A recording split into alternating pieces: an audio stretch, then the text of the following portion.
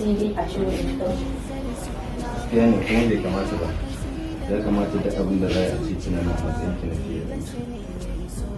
Kuma ya kamata a matsayin ki na fiye ko mai hajiya za ta ce sai kin sani. Action. Kuma ya kamata a matsayin ki na fiye duk abin da hajiya za ta ce kin sani. Ita wannan wace ce kuma menene matsayin ta?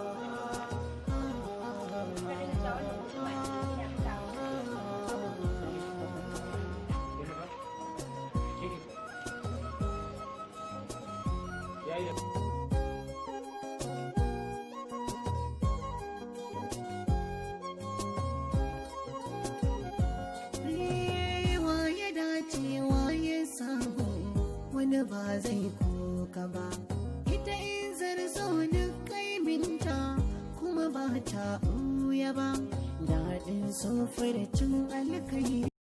Likey